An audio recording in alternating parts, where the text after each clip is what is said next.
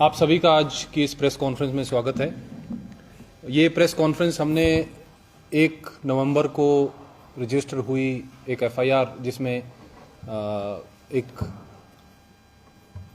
ऊना के व्यापारी के ऊपर जो है उनकी गाड़ी के ऊपर गोलियां चली थी और हमने एफआईआर रजिस्टर की थी। 31 अक्टूबर का ये वारदात है और 1 नवंबर को जब इसमें एफआईआर रजिस्टर हुई तो अलग अलग धाराओं में ये मामला रजिस्टर हुआ था, जिसमें आर्म्स एक्ट भी लगी थी। मेरे साथ एसडीपीओ हरोली और एसएचओ हरोली मौजूद हैं। आज हम इस केस के बारे में ब्रीफिंग करेंगे, जिसमें हमने अभी 6 लोगों को जो है टोटल अरेस्ट किया है, जिसमें जो मेन शूटर्स थे इस केस में उनको भी हमने एप्रीहेंड किया है।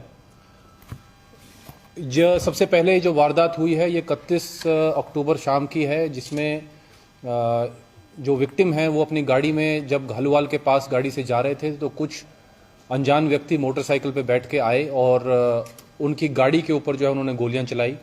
मौके पर पुलिस ने त्वरित कार्रवाई करते हुए मौके पे गई। एसडीपीओ हरोली, एसएचओ हरोली और मैं स्वयं मौके पे पहुंचे और हमने वहाँ पे डिटेल्स उसकी ली। एफएसएल का विजिट वहाँ पे हुआ। हमको मौके से कुछ खाली शेल्स यानी खाली खोल जो है वो भी मिले और जब हमने तफ्तीश इसके बाद इसमें जारी की तो हमें पता चला कि जो विक्टिम है उनके कहने अनुसार एक व्यक्ति जिसका नाम अरुण उर्फ मणि राणा है और काकू सुमित कौशल उर्फ काकू जो है, इन दो के नाम जो है उन्होंने एफआईआर में लिखाए थे। हमने जब इस पे काम करने लगे तो हमें पता चला कि मणि राणा नामक व्यक्ति जिसके ऊपर 5 अलग अलग धाराओं में केसेस रजिस्टर्ड हैं, जिसमें से 302 भी इंक्लूडेड है और वो पिछले 11 वर्षों से जेल के अंदर, पंजाब में जो सेंट्रल जेल है वहाँ पे अंदर जेल के अंदर है, जो उसके आगे इंक्वायरी कर रहे हैं कि उनका क्या बैकग्राउंड है। इनके अलावा जब हमने फर्दर तफ्तीश की, हमने रेड की इनके घरों पे, तो हमें यह पता चला कि एक लखविंदर नामक व्यक्ति भी इस वारदात में शामिल है, किसी तरह से एसोसिएटेड है। उसके घर पे भी हमने रेड की और कुछ और लोगों का भी नाम जो है इस वारदात को अंजाम देने में सामने आया। बाद हमारी पुलिस ने अलग अलग जगहों पे दबिश दी, रेड की, जिसमें जैसे खरड़, हमीरपुर, कपूरथला, देहरादून, होशियारपुर, चंडीगढ़, बद्दी, जलंधर, फगवाड़ा, इन सभी जगहों पे हमारी टीम जो है गई और इन अक्यूज्ड का हमने सर्च किया। वर्चुअल नंबर्स यूज करके जो है ये अलग अलग जगहों पे फोन कर। अंत में अभी जो अरेस्ट हुई है वो 2 लोगों की हुई है, जिसमें लवदीश अभी तक केस प्रॉपर्टी भी जब्त की है, जैसे कि आपके सामने यहाँ पे ये हमारी पिस्टल 7.62 है, साथ ही साथ 3 और 6 मोबाइल और 6 सिम कार्ड जो है हमने इस केस में अभी तक पकड़े हैं।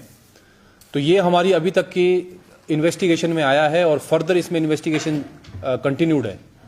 अगर हम इनके मोडस ऑपरेंडी यानी वारदात अंजाम देने का तरीका और कारण के बारे में बात करें तो अभी तक हमारी तफ्तीश में ये सामने आया है कि जो मणि राणा नामक व्यक्ति है इसका इसमें एक रोल पाया जा रहा है, जो कि अलग अलग स्टेटमेंट्स के थ्रू हमको पता चला है। ये व्यक्ति, जैसे मैंने कहा, सेंट्रल जेल लुधियाना में अभी लॉज्ड है, पर फिर भी ये किस तरह से अपनी ये वारदातों को अंजाम दे रहा है, ये एक तफ्तीश का विषय है।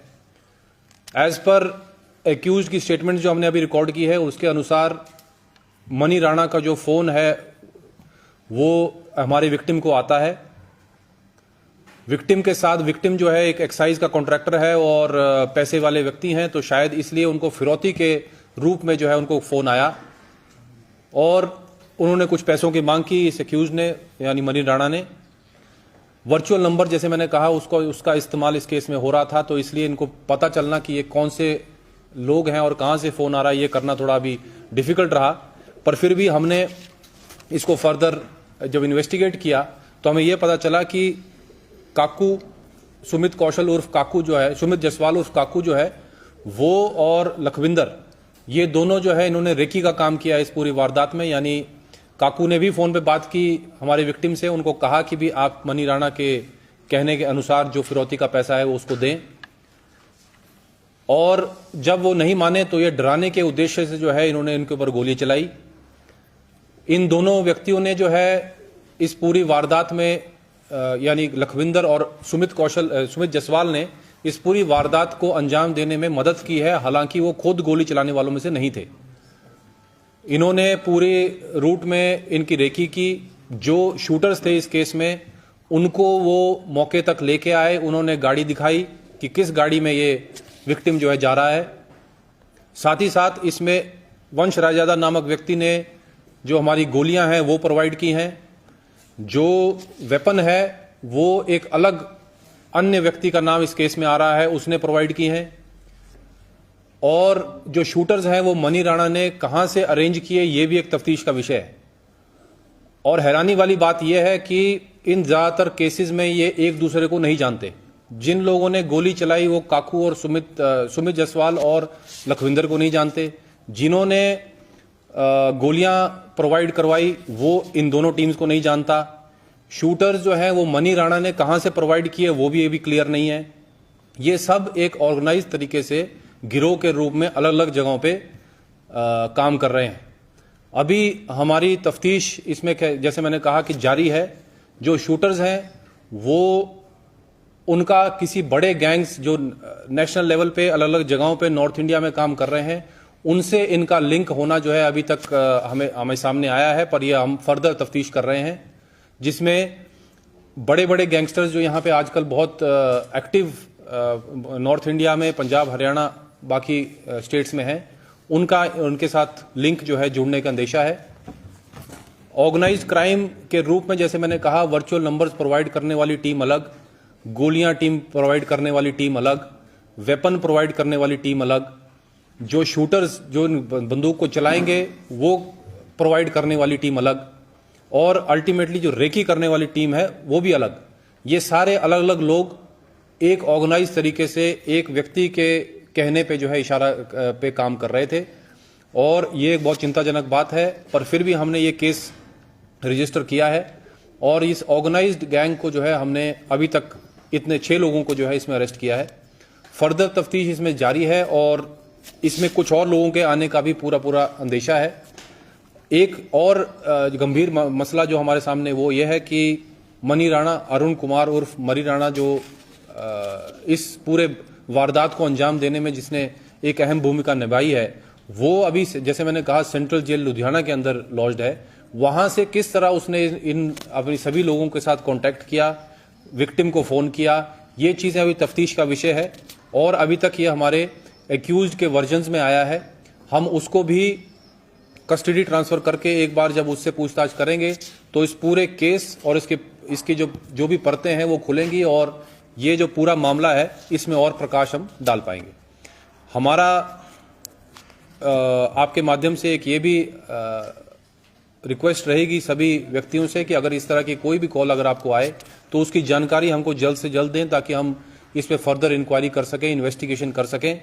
जरूरत पड़ेगी तो हम इसमें जो है सीक्रेट रखेंगे इस इंफॉर्मेशन को। और किसी भी तरह का कोई भी अगर इस तरह की फिरौती मांगने का कोई भी इंसिडेंट अगर यहाँ होता है तो हम सुनिश्चित करेंगे कि जल्द से जल्द जो है हम इस गिरोह के सभी लोगों को और इस तरह का काम करने वाले लोगों को जो है पकड़ पाएं।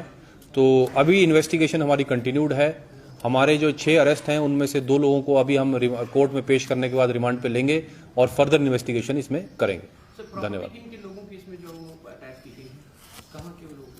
नहीं, प्रॉपर्टी अटैच करने का कोई अभी प्रावधान नहीं है। अभी जैसे मैंने कहा केस प्रॉपर्टी, इसमें मैंने आपको डिटेल दी।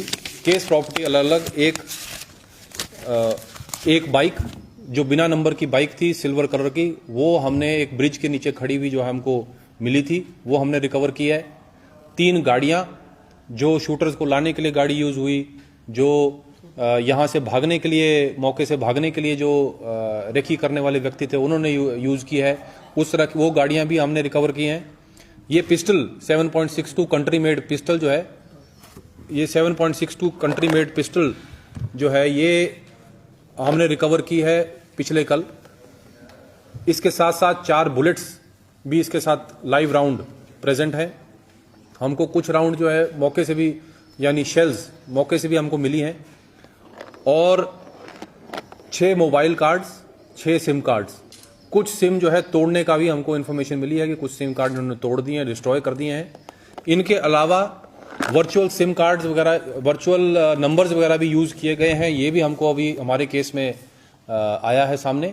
तो ये केस प्रॉपर्टीज जो है अभी तक हमने रिकवर की है। सर कितने लोकल इसमें युवा पकड़े गए? क्या लगता है कि सर जो गैंगस्टर्स का कल्चर बाहरी राज्यों में चलता है, क्या यहाँ पर भी उसका कुछ काफी? देखिए, जैसे मैंने कहा कि हिमाचल बाउंड्री अपनी, खासकर ऊना जिला और हिमाचल इन जनरल जो है अलग अलग स्टेट्स के साथ बाउंड्री शेयर करता है। जाहिर सी बात है कि वहाँ पे अगर कोई चीज़ें अगर होती हैं तो उस गतिविधि का असर जो है हमारे यहाँ पे पड़ेगा ही। हमारी बाउंड्री ऊना जिले की 170 किलोमीटर की जो है पंजाब के साथ टच करती है, होशियारपुर और रोपड़ जिला की। और वहाँ पे अगर कोई गतिविधि इस तरह की होती है तो हमारे यहाँ पे उसका असर पड़ता है। हमारे यहाँ पे कोई इस तरह की इलीगल एक्टिविटी होती है तो पंजाब में उसका असर पड़ता है, जाहिर सी बात है। हमारे यहाँ पे इशू ये है कि हमारे हिमाचल में इस तरह की एक एक्ट की आवश्यकता थी और वो एक गंभीरता से लिया भी गया है। ऑर्गेनाइज्ड क्राइम जो है वो थोड़ा सा इसमें बड़ा है। हमने काफ़ी गंभीर, क्योंकि ये ऑफेंस था, इसलिए आर्म्स एक्ट और अन्य सेक्शंस के अंदर इसको रजिस्टर किया है। पर ये ऑर्गेनाइज तरीके से जिस तरह से काम कर रहे हैं, सभी पहलुओं पे अभी इन्वेस्टिगेशन करना जो है हम अभी शेष है और उससे हम पता कर पाएंगे कि किस किस तरह के कहाँ के लोग जो इसमें इन्वॉल्व थे। जैसे मैंने कहा, जो शूटर्स थे वो पंजाब के रहने वाले हैं। अन्य सुमित जसवाल, लखविंदर और वंश रायजादा, ये सभी लोग जो है यहीं के रहने वाले हैं, यानी ऊना जिले के रहने वाले हैं। जी, ये अलग अलग जगह से पकड़े गए। एक तो बद्दी के नज़दीक मेड़ू करके जगह है, वहाँ से पकड़ा गया, और दूसरा फगवाड़ा से पकड़े गए पिछले कल रात लेट इवनिंग फगवाड़ा कपूरथला में। जो ये व्यक्ति, जो शूटर था लवदीश, इसने लवप्रीत नाम के व्यक्ति के पास जो है ये वेपन छुपा के रखा था, वहाँ से हमने इसको सीज किया है। बाकी हम आपको एक छोटा सा प्रेस ब्रीफ भी इसका लिखित में बना के आपके साथ शेयर करेंगे।